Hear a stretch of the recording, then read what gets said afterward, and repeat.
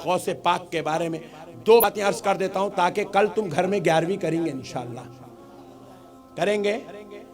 ये हमारे घरों में बच्चियां बैठे हुए, देखो बच्चियां, शादी नहीं हो रही हजरत, मौलाना साहब शादी नहीं हो रही, मौलाना ज़रा दुआ करो मेरा बेटा नाफरमान हो गया, मौलाना साहब ज़रा दुआ करो कारोबार नहीं चल रहे। अल्लाह अकबर।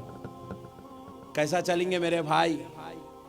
पहले एक आदमी कमाता था, से 20 साल 25 साल जब हम छोटे थे तो देखते थे, एक आदमी कमाता था, 20-20 आदमी खाते थे घर में बैठ के।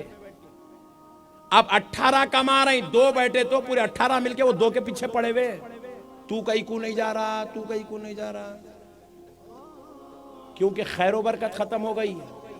हसीन जमील खूबसूरत बच्चियां घरों में बैठे हुए, 70 लोग आके देख के जा रहे हैं, रिश्ता तय नहीं हो रहा। सुबह उठते की फोन आ रहा, मौलाना उन्होंने दवाखाने में एडमिट हो गए। अरे अरे रात में वलीमे के टेबल पे मेरे सामने बैठे तेरे भाई, रात शिफ्ट हो गए बोले। अचानक दवाखाने को चले जा रहे हैं, अचानक मौत, अचानक बीमारी, अचानक हमले, अचानक टेंशन। क्यों हो रहा मेरे भाई ये सब? कान खोल के सुन लो, खुदा जिनके वसीले से मदद भेजता है, हमने उन वसीले वालों की वसीले को कमजोर कर लिया है।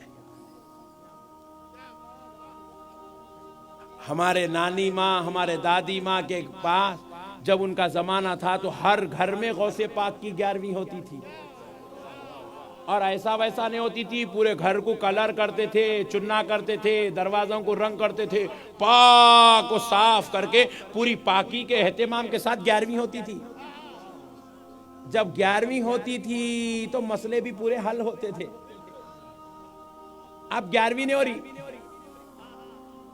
अब 11वीं नहीं हो रही, इसलिए मसले पूरे यहीं छे घर में। बेटियां भी वहीं छे, मुसीबत भी वहीं छे, बीमारी भी वहीं छे। अच्छा, हमारे गुजरातियां नया शुरू करेंगे, खैर बरकत नहीं हो रही, कारोबार नहीं चल रहा। बोला क्या करते तुम? मैं वो एक पीर साहब के पास गया था, क्या हुआ? एक चुराग दिया, बोले चुराग। मैं बोला क्या करता चुराग? वो गले में रखो, बोले लगाओ, बोले उसको आग। मैं बोला देख के हैसो नोटा भी जल जाएंगे कहीं। चुरागा जलाने से खैर बरकत नहीं होती, कांटियां लगाने से खैरो बरकत नहीं होती, नींबुआ काटे तो खैरो बरकत नहीं होती। खैरो बरकत गौसे आजम का दामन पकड़ने से होती है। औलिया अल्लाह को जिनको रब ने वसीला बनाया, वसीले को मजबूत पकड़ो, मसले हल होते हैं। गौसे पाक को वसीला बनाओ, गरीब नवाज को वसीला बनाओ, शाहे मीरा को वसीला बनाओ। हम वसीलों को भूल गए, अल्लाह तक बात पहुंचाने वाले जरियों को भूल गए, इसलिए आज हम ठोकरें खा रहे हैं। मेरे प्यारे भाइयों, कौन है गौसे पाक जिनकी 11वीं आप इस साल अगर नहीं करे तो कल आपको, परसों आपको करना है घरों में? कौन है गौसे पाक? सुनो, आज गौसे पाक के बच्चों के पास मेहमान बन के आए हो, सुनो, ये मेहमान नवाजी करना 800 साल से है इनके खानदान में। ये लंगर खाने चलाना मेरे गौस का तरीका है, ये खाने खिलाना ये गौसे आजम ने जिंदा किया है। सुनो दोस्तों, कौन है गौसे पाक? सरकार गौसे पाक मसलकन हम्बली है, हम्बली, इमाम अहमद बिन हम्बल के मुक़ल्लिद हैं। गौसे पाक सरकार से तकरीबन 300 साल पहले, 250 से 300 साल पहले इस जमीन पर एक जात अक़दस थी, उनका नाम था सरकार इमाम अहमद बिन हम्बल रहमतुल्लाह अलैह। 241 हिजरी में आप पर्दा फरमाए, 241 हिजरी में सरकार इमाम अहमद बिन हम्बल पर्दा फरमाए।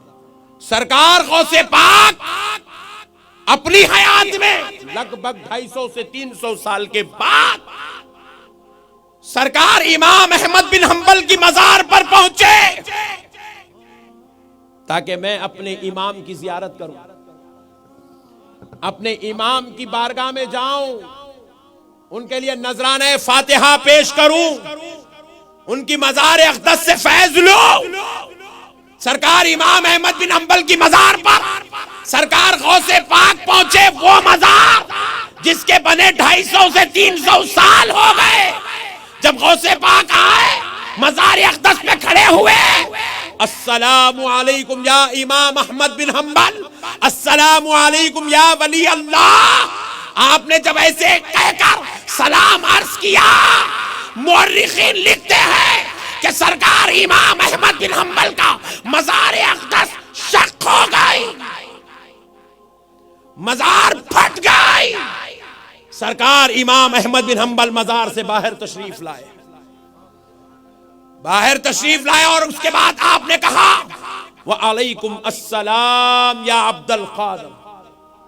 ये कहते हुए आपने सरकार गौसे पाक को अपने सीने अक़दस से लगाकर फरमाया कि शरीयत में भी आप ही इमाम हैं, तरीक़त में भी आप ही इमाम हैं। ये है मेरे गौसे पाक की शान। बाद वाले अगर ताज़ीम करे तो कोई कमाल की बात नहीं, वो तो गौसे पाक का हक है।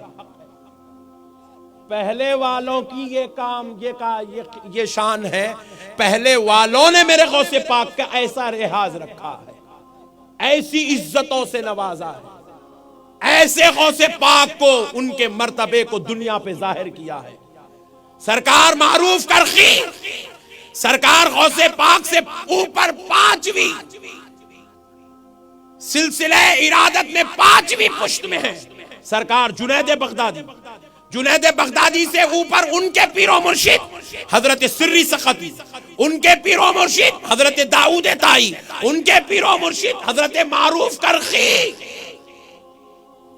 जिनका मदार बगदाद शरीफ में है। सरकार गौसुल वरा हजरत मारूफ करखी के मज़ार अक़दस पे बैठकर चिल्ले फरमाते, चिल्ले मज़ार पर बैठते 40-40 दिन तक औराद व वज़ाइफ में गुजारते। एक बार गौसे पाक हजरत मारूफ करखी के दरबार में दाखिल हो रहे हैं, मज़ार अक़दस से मुत्तसिल जा रहे हैं। हजरत गौसे पाक ने दरबार के इहाते में अदबन, एहतरामन, ताज़ीमन के ये वलीउल्लाह की जमीन है, एहतरामन गौसे पाक ने अपनी नालैन उतार दी। क्या करी बोले?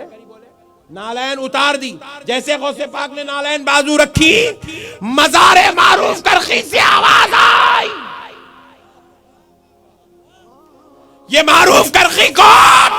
जो गौसे पाक से तकरीबन 400 साल पहले के बुजुर्ग हैं, 350-400 साल पहले के बुजुर्ग हैं। और कौन है?